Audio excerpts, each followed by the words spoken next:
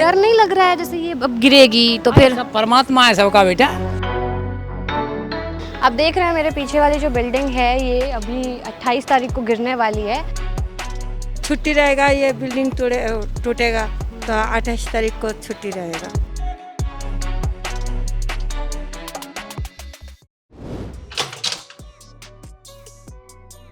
यार हर्ष, बड़ा सुना था सुपरटेक ट्विन टावर गिरने वाला है, गिरने वाला है, गिरने वाला है।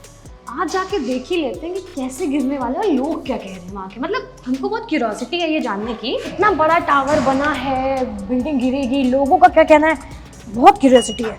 चल के जानते हैं ना। चलो।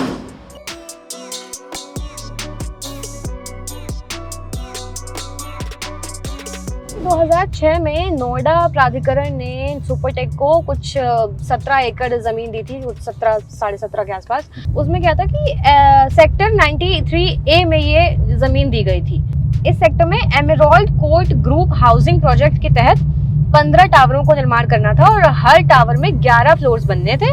और 2009 में नोएडा अथॉरिटी के पास सुपरटेक बिल्डर ने रिवाइज्ड प्लान जमा कराया था। फिर क्या हुआ कि इस प्लान में एपेक्स और सियान नाम से 2 टावर थे, जिसके लिए FAR यानी फ्लोर एरिया रेशियो निर्धारित किया गया था।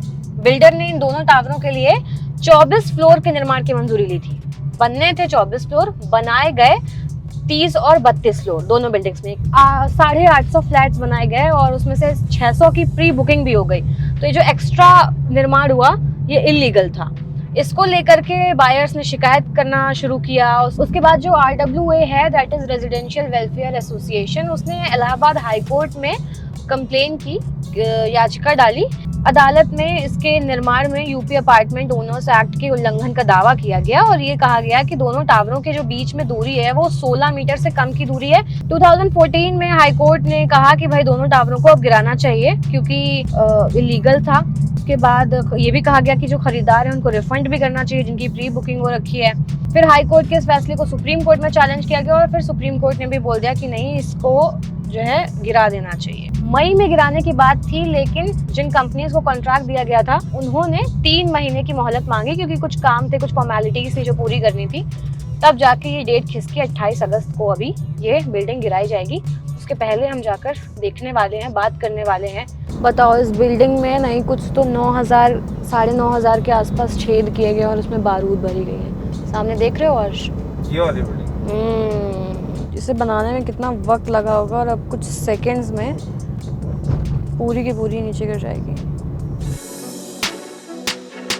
तो मामला पूरा भ्रष्टाचार का है। ले दे के बात साफ है कि बिल्डिंग में इलीगल फ्लोर्स बने, ज़्यादा ऊंची बिल्डिंग बनाई गई, जिसके बाद कोर्ट में केस जीता गया और उसके बाद डिसाइड हुआ कि ये बिल्डिंग अब गिरेगी। तो जिस तरीके से हमको इस वक्त बहुत धूप लग रही है, पूरा मामला धूप का है। ये जो बिल्डिंग आप देख रहे हैं इसकी ऊंचाई 100 मीटर है। इसका मतलब ये है कि आसपास जितने भी टावर्स हैं, बिल्डिंग्स हैं, सोसाइटीज़ हैं, उसमें ये धूप रोक लेती थी। ये पॉइंट बहुत स्ट्रॉन्ग साबित हुआ है RWA के केस जीतने में और जिसके बाद ये फैसला सुनाया गया कि इस बिल्डिंग को गिराया जाएगा। जाने नहीं देंगे, फाइनल मना कर रहे हैं एकदम।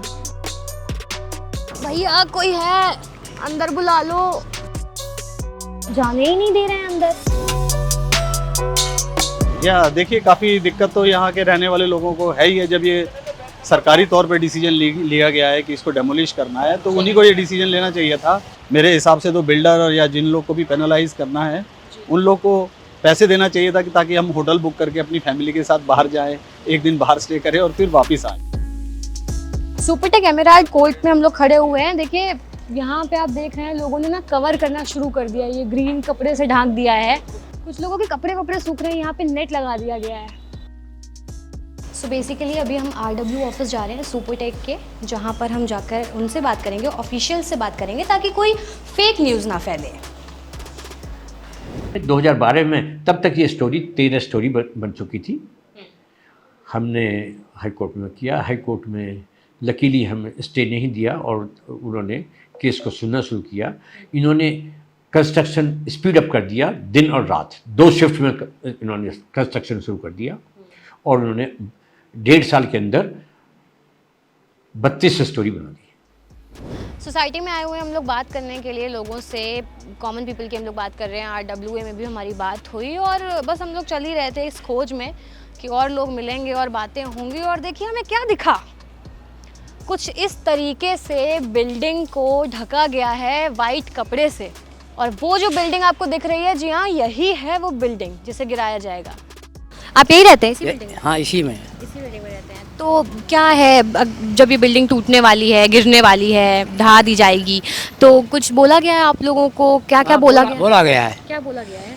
एक 27 तारीख में शाम को जो है ये पूरी जो है ये खाली हो जाएगा, सोसाइटी पूरी खाली होगी। अच्छा। और 28 में जैसे गिरेगी ना, उससे पहले जो है 27 में जो है पेपर्स जो है लगा दिए जाएंगे गेटों पे, बंदे निकल जाएंगे। अच्छा। और शायद हो सकता है 29 में आए, नहीं हम लोग तो 30 में आएंगे। अच्छा, कहाँ जा रहे हैं आप? हम मथुरा जा रहे हैं, मथुरा के। अच्छा, आप मथुरा के हैं? जी हाँ। अच्छा। जैसे कि आप देख सकते हैं यहाँ पे दो बिल्डिंग्स है जिसमें पर्दा लगा के रखा है। दैट्स राइट, ये वो बिल्डिंग्स हैं जो गिराया जाएगा 28th को। इसमें एक्सप्लोजिव्स रखे हैं विच इज़ अबाउट 3700 kgs। आपको बता दें कि आसपास में भी सोसाइटीज़ हैं जहाँ पे बच्चे रहते हैं, बुजुर्ग रहते हैं एंड एस्थमेटिक पेशेंट्स भी हो सकते हैं। अब क्या होगा जब ये बिल्डिंग गिराया जाएगा? तो सर, अगर हम ऐसे पेशेंट्स की बात करें जिनको लंग के इश्यूज है लाइक एस्थमा और एनी अदर इश्यूज, तो फिर if they get expose to such dust particles तो उनमें क्या इफेक्ट होता है? जी बिल्कुल, जैसे कि हम देख रहे हैं ये एस्थमा या सिगरेट स्मोक रिलेटेड COPD वाले जो पेशेंट्स हैं और दूसरी लंग्स की जो प्रॉब्लम वाले पेशेंट्स हैं, उनको वैसे भी देखा जाता है कि इस मौसम में और जो आने वाले समय में जो पोल्यूशन बढ़ने वाला है उसमें वैसे भी परेशानियां होती हैं।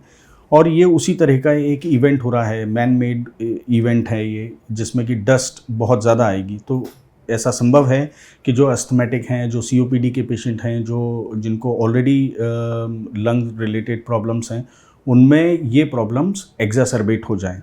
मेरी सलाह ये रहेगी कि जिस दिन डेमोलिशन हो रहा है उस दिन अगर आपको आपके डॉक्टर ने इन्हेलर्स दिए हुए हैं, COPD के पेशेंट्स हैं या अस्थमा के पेशेंट्स हैं, अगर इन्हेलर दिए हुए हैं तो उनकी फ्रीक्वेंसी जिस दिन डेमोलिशन हो रहा है उस दिन से अगले 3 से 4 दिनों तक आप बढ़ा दें।